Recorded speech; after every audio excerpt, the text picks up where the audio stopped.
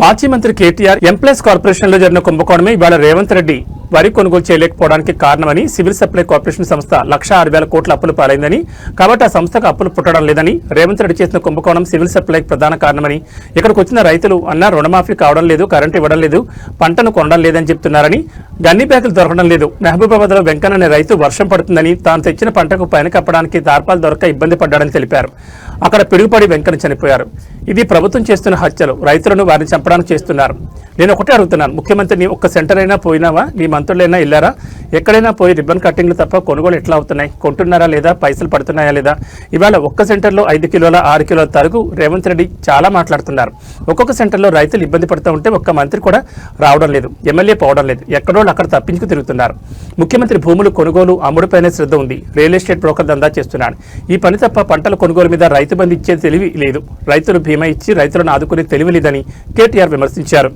Corporation లో జరిగిన కుంభకోణమే ఇలా రేవంత్ రెడ్డి గారు వరి కొనుగోలు చేయలేకపోవడానికి కారణం సివిల్ సప్లైస్ కార్పొరేషన్ లో జరిగిన కుంభకోణం. వాళ్ళ సివిల్ సప్లైస్ కార్పొరేషన్ సంస్థ 1,06,000 కోట్ల అప్పుల పాలైంది.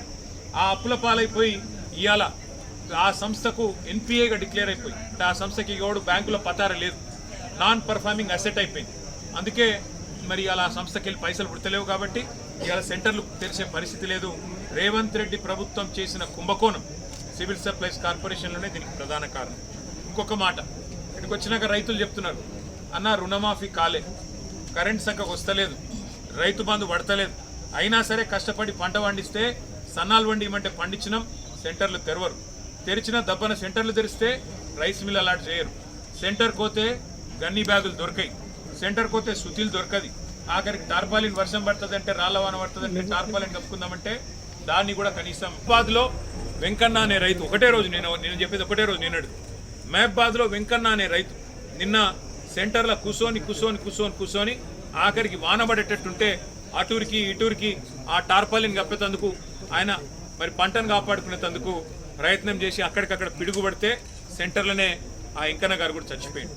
అంటే ఇవి ఖచ్చితంగా ప్రభుత్వం చేస్తున్న హత్యలు, ఇవి ఖచ్చితంగా ప్రభుత్వమే రైతులను వాళ్ళను సంపేతందుకు, వాళ్ళకు ఊపిరి లేకుండా చేసేందుకు చేస్తున్న ప్రయత్నంగా కనబడతా ఉంది.